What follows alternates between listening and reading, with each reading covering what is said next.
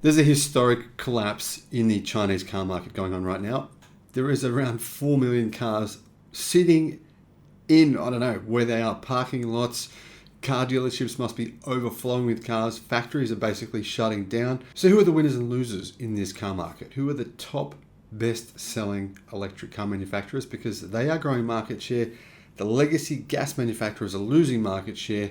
Over the past week, it's been very interesting because BYD just did something fascinating and Tesla is defying the naysayers.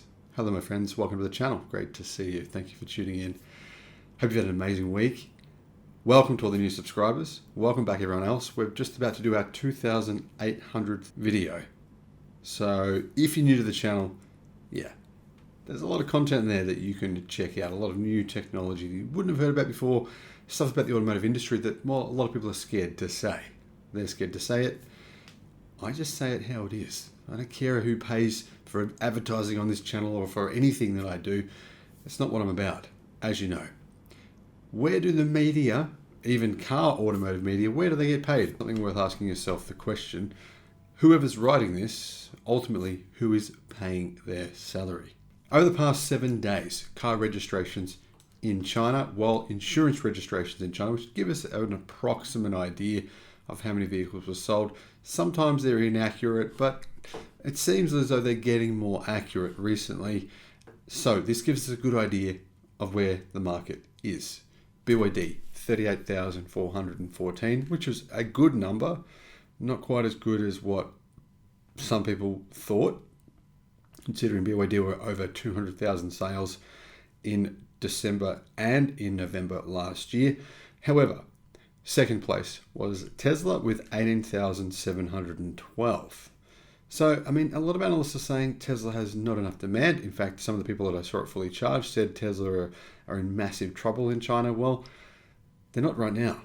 Sales in China, nearly 19,000 vehicles in China in 7 days. That's pretty good. It doesn't illustrate trouble, but there are some brands that are in trouble. In fact, having a look at these numbers, have a look at that. Well, first of all, let's have a look at the good ones. Then let's have a look at the bad ones. The bad ones are shocking. Some of them could be at bankruptcy levels pretty soon. GAC Aeon. They're about to sell EVs, by the way, in Australia, in Europe, apparently, in other markets around the world. If you want to see the range they'll be selling, more information about that brand, whether or not you should consider buying a GAC Aeon car, which, well, I've got a lot to say about that.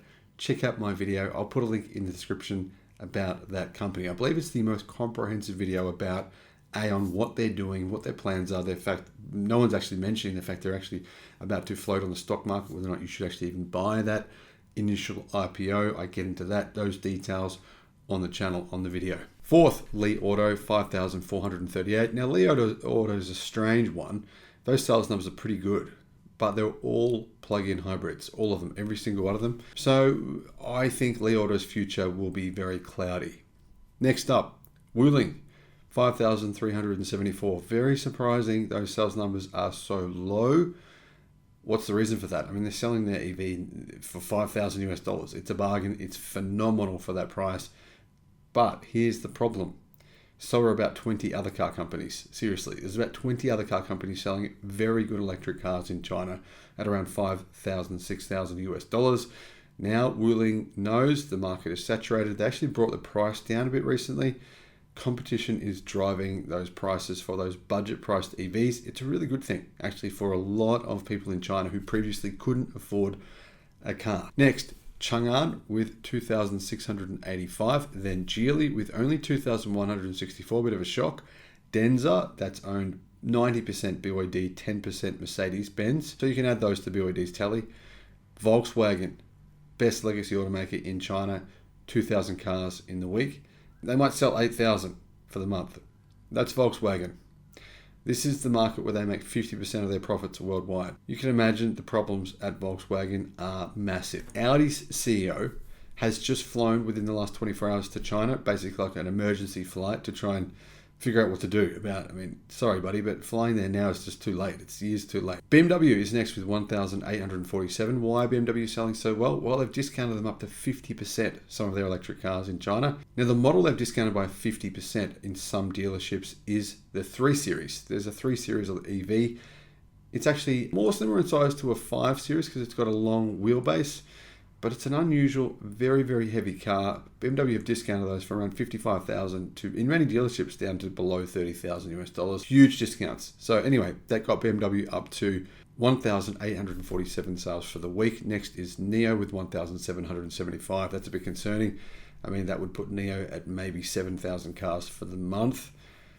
Nio is racking up. They spend, and they love spending money. They think it's investing. Some of it is, some of it's not. Nio, problematic because their CEO, he loves to spend and invest and to build. He feels like he's building something, and he definitely is, but whether or not that's going to be a house of cards, that's, well, a different story. Xpeng, 1,300. Big problems at Xpeng. They're losing in the last 3 months of 2022. They lost 17,000 US dollars per car. That's not a typo. Next, Smart with 1,166. Aura 1,000. Zeekr 913. Zeekr is part of the Geely Group. Mercedes-Benz 818 and Atto 728. Legacy automakers, the only ones in this list are Mercedes-Benz, BMW, Volkswagen, but even then, their sales are very small. Still a very small percentage of their vehicle sales are EVs.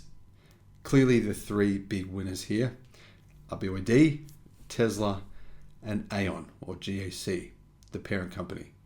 Those are the three biggest EV brands in China now, period. It's not really a question. The question here is, which of the others will fail first? Let me know your thoughts in the comments. Thank you for watching.